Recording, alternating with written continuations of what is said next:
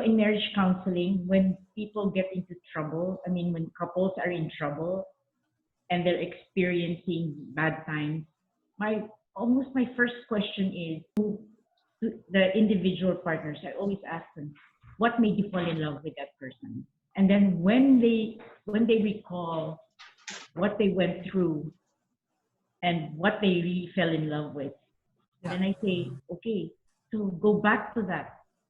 So that person again is the person that you fell in love with and not the person that you hate. Even I myself, sometimes when I get into times with Chris, I stop and then I ask, what did I fall in love with this guy? And then it all comes back. And then I say to myself, oh, okay, he's the same guy. He's just irritating at this point. Why is that very important? Why do you have to right? You're in the middle of your anger and you know you're right. You know you're right. But you just have to hold it and tell yourself, back off, because, he's not really like that. He's just tired. Yeah. Why is that important? Kasi ganyan yan. When you're in a negative situation, your brain is negative. Whatever you do next is all negative. Mm-hmm. So now you have to change that mindset to positive. Yes. Mm-hmm. Para if whatever decision you make will be positive. If it's not positive, do not take action. When you're so angry and you're all riled up, going back to that person that you fell in love with softens you. It mellows you. It brings down your anger. And then for all you know, after a while, you're in love again. Because you went back to that. I'm lovable. Perhaps. I agree. You go back to that point when you fell in love with him. What in him made you fall in love? Mm-hmm. And go back to that. And go back to your feelings. Don't go back from the brain, from the cerebral point. Go back to your heart. Mm-hmm. And your heart will always be right. Once you've come to grips with your feeling, is that it? Have you resolved the issue? Or is there something else that needs to be done? Parang it just enables you to calm down. Mm-hmm. Then you're able to dialogue with one another. Dialogue about your differences, about the differences in your feelings. There. Then you can move forward from there. What does a dialogue involve, Tita Kookie? Is it just talking to each other? What if, for example, at the moment I feel that I'm right, but my spouse also feels that she is right? Mm-hmm. So we're both right. But then what's the problem? If we're both right, then what's the problem? Okay, go to your feelings.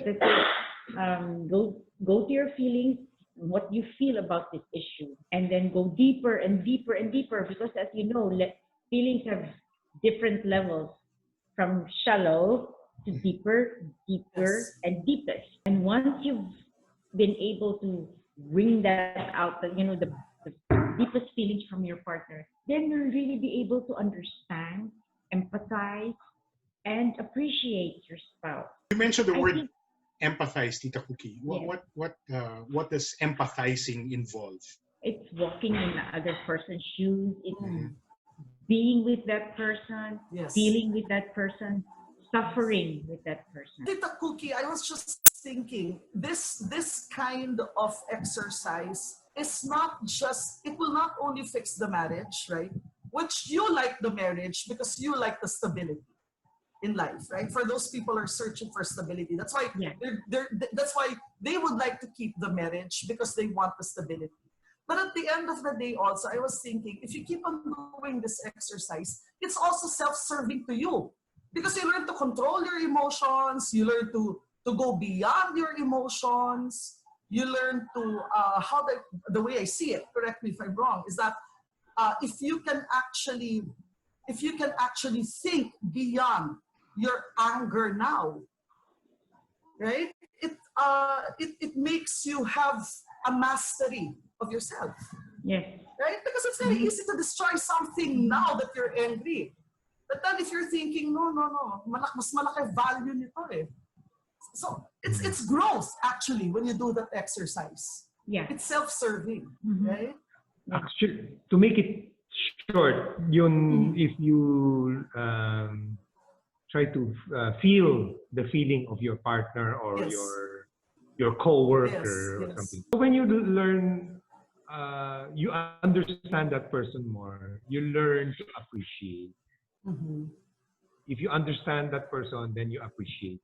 After appreciate, then you learn to love. Actually, in dialogue technique, sometimes you can use it at work. With your At children work, with as your well, friends, right? with your Yes, your children. children. You can use it anywhere, anything. Some couples, they stay together because it is commanded of them, right? By Yes. scripture, by the elders, etc. Traditions. The tradition. But you know, when there's a problem and Yes. it is not resolved, the problem tends to manifest itself through other means.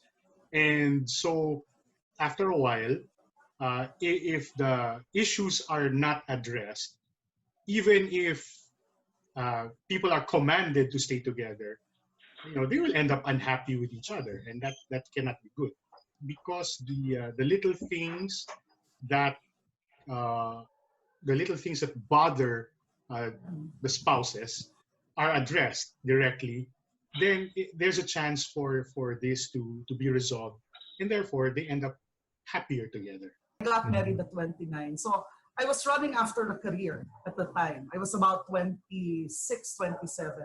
And my father would always tell me, tigil na yan, mag-asawa ka na, lumagay ka na sa tahimik. I couldn't understand that. And then now that I'm married, yes, that's one of the things I found out, that I'm more stable, I'm more in touch with myself, I am more comfortable with my own skin, and in a way, I'm happier and I like myself more. And it all boils down to the fact that maybe I've been practicing what Tita Kookie and Tito Chris said.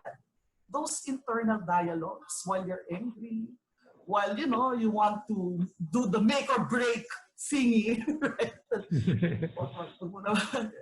It makes you a better person, actually. Like you said, you're growing. Each time undergo crisis and then you're able to hurdle it, you grow. Yes. And yun yung lumagay sa tahimik. Always think there's a lesson to be learned.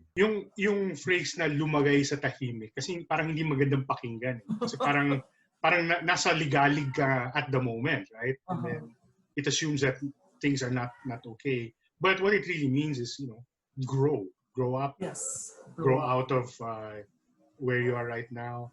Okay, so just to recap everything, to cope with the stresses of the pandemic and having to be with your spouse 24/7, the key is to build an attitude of gratitude, right? Yes. And an attitude of gratitude will empower us to appreciate all the little things about our spouses and even about everything in the world. Just the little things that are delightful, that may not be important, that may not be valuable, but will remind us of the greatness of creation and the how fortunate we are to be within it. And adopting an attitude of gratitude, as Tito Chris mentioned, is a choice. And as Grace said, it's a choice. So you can choose to be miserable and annoyed at little things that your spouse does, or you can choose to let it go, and you can choose to focus on the endearing qualities of your spouse, things that made you fall in love with each other in the first place. And by doing that, and along with some other little things that you can do, for example, stay away from each other's paths, especially when one is focused on something. Don't get on each other's nerves. Try to adjust to each other's idiosyncrasies.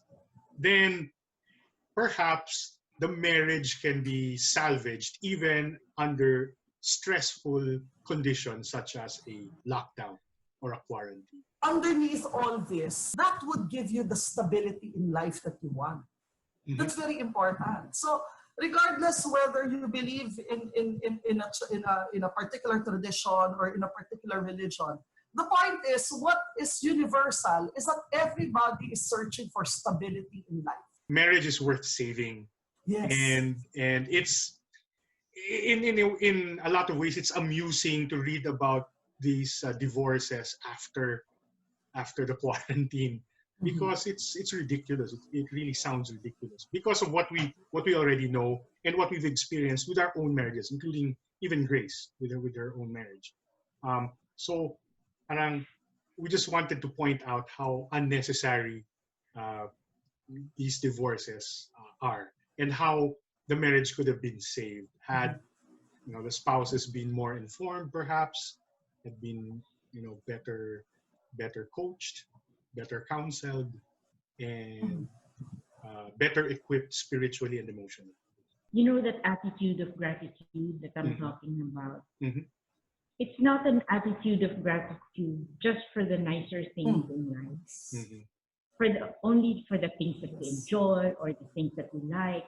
No, it's an attitude of gratitude even for all the negativity, all the ugly things. You still have to be grateful for them.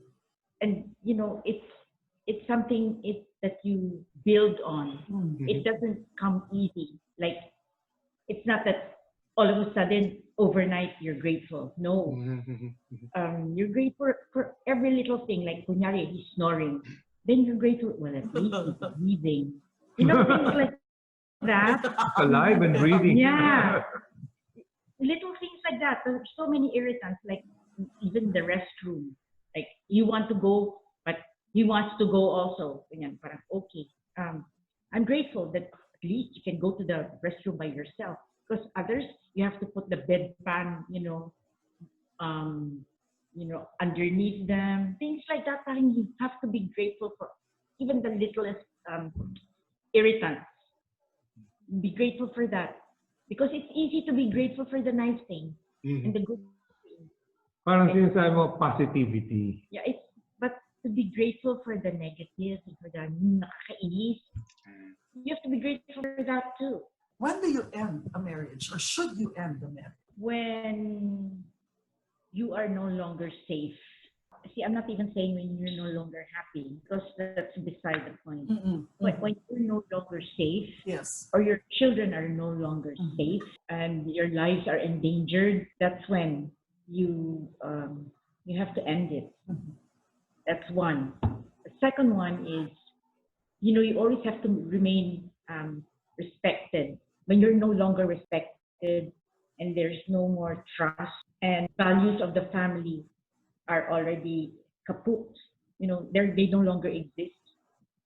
That's when it's time. And extreme infidelity, extreme.